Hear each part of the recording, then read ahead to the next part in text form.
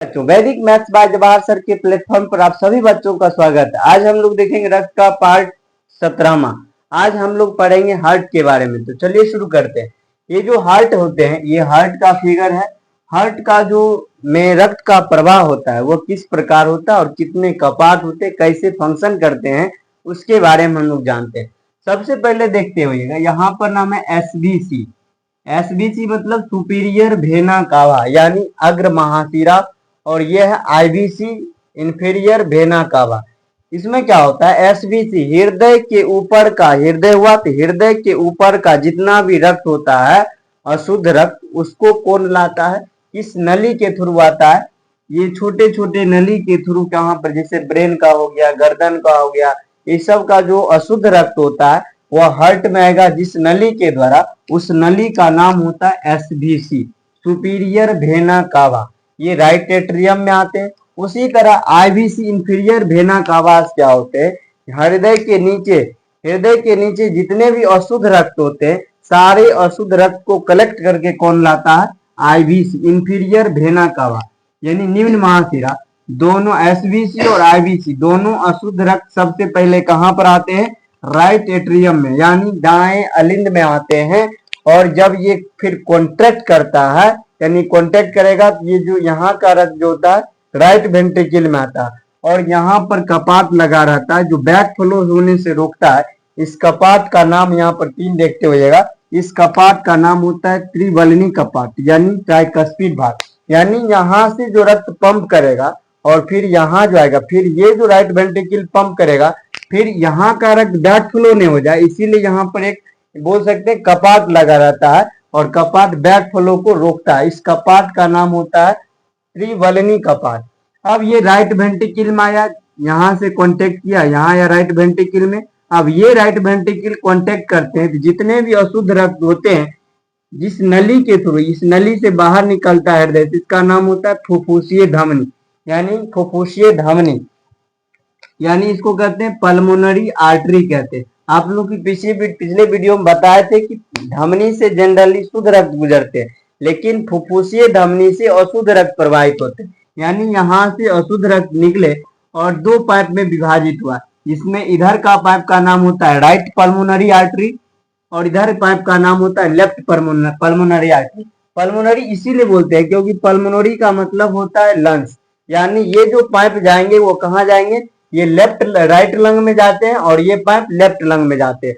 और दोनों लंग में जाने के बाद, लंग्स में जाने के बाद वहां पर ऑक्सीजन जो होते हैं यानी CO2 को क्या कर देगा, इस रक्त में CO2 भरा हुआ, ये CO2 को दे देगा, रक्त लंग्स को दे देगा और वहां पर मौजूद O2 को फिर कलेक्ट करके और दोनों लंग्स से यानी राइट लंग्स, जैसे ये हुआ लंग्स,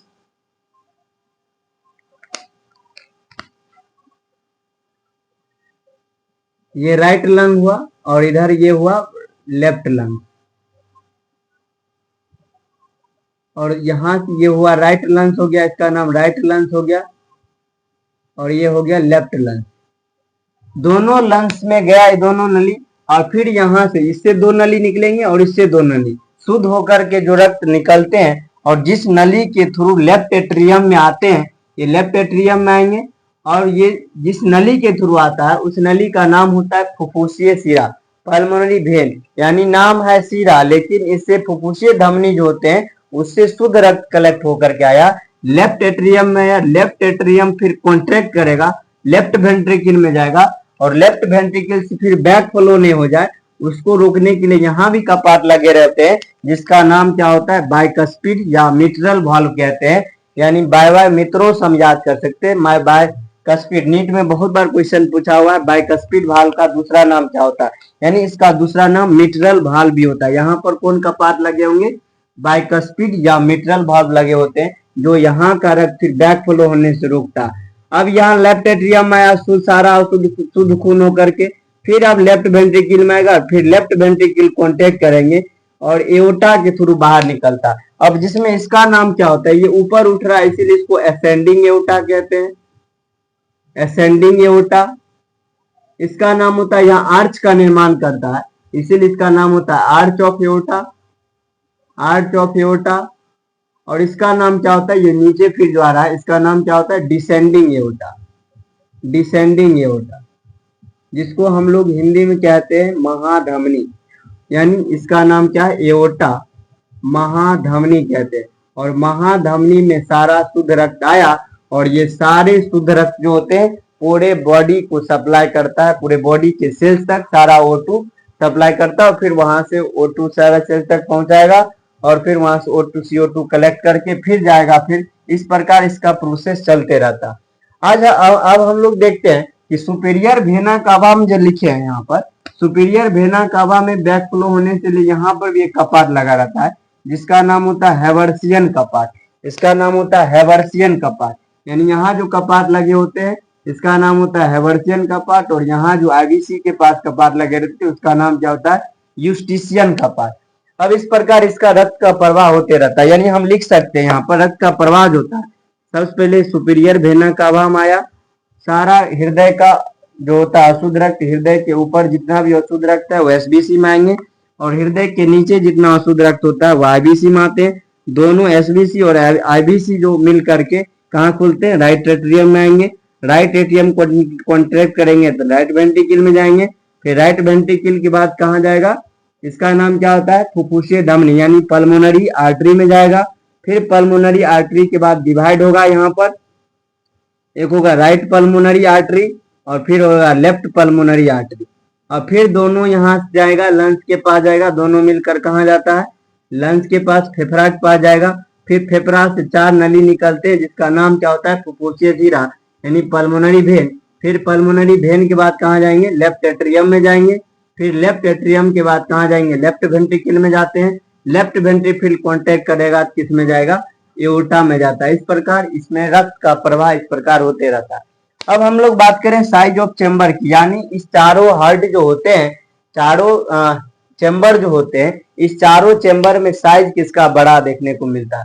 यानी यहाँ पर देखिए क्या होता है, एक्चुअली में सारे का जो अंदर का स्ट्रक्चर होता है, कैविटी होता है, वो सारा का साइज सेम रहता है। ऐसा नहीं कि यहाँ पर 5 लीटर अगर 2 लीटर खून अट रहा है तो यहाँ पर इसका साइज बड़ा लग रहा है 5 लीटर अटेगा, ऐसा नहीं होता। बल्कि गुहा का कैपेसिटी रक्त का रखने का कैपेसिटी उतना ही रहता। लेकिन ये मसल्स का बना हुआ हार्ट, यहाँ पर थोड़ा ज्यादा मसल्स होते हैं वेंट्रिकल में, जबकि अलिंद में जो होते हैं वो एट्रियम में जो होते हैं कम मतलब होते हैं मसल्स, इसीलिए छोटा साइज दिखता है। एक्चुअली में यहाँ का रक्त यहाँ फेंकना रहता है तो यहाँ पर थोड़ा कम मसल्स रहता है। यहाँ लेफ्ट एट्रियम का भी यहाँ पर फेंकना रहता है कम रहता है। लेकिन इसमें क्या होता है, राइट वेंट्रिकल को लंग्स तक फेंकना रहता है, इससे ज्यादा, इस दोनों से ज्यादा मसल्स इसमें होंगे। और इस लेफ्ट वेंट्रिकल को कॉन्टैक्ट करके पूरे बॉडी तक पहुंचाना है, इसीलिए इसमें ज्यादा मसल्स होते हैं, तो इसीलिए साइज इसका जो होता है वो बड़ा दिखता है। इसीलिए हम लिखें लेफ्ट वेंट्रिकल का साइज सबसे बड़ा होता है और राइट वेंट्रिकल का उससे छोटा, और उससे छोटा किसका साइज होता है, एट्रिया का साइज होता है। इस प्रकार हम लोग जानते हैं। अब यहाँ पर देखते होइएगा, दो वेंट्रिकल के बीच को डिवाइड करने वाला जो एक सेप्टम होता है, इसका नाम होता है, दो वेंट्रिकल के बीच सेप्टम हो रहा है इसीलिए इसका नाम होता है inter ventricular septum. Inter ventricular septum, यानी दो वेंट्रिकल को अलग करने वाला सेप्टम क्या कहलाता है, इंटर मतलब के बीच में, वेंट्रिकल यानी वेंट्रिकल के बीच में जो सेप्टम मौजूद होते हैं उसका नाम होता है इंटर वेंट्रिकुलर सेप्टम। उसी तरह एक अलिंद ये हुआ राइट एट्रियम और लेफ्ट एट्रियम, इस दोनों के बीच का जो सेप्टम होता है इसको हम लोग कहते हैं inter auricular septum. Auricular septum यानी दोनों एट्रियम को अलग करने वाला जो होता है सेप्टम, उसका नाम होता है इंटर ऑरिकुलर सेप्टम। आज की इस वीडियो में इतना ही, धन्यवाद।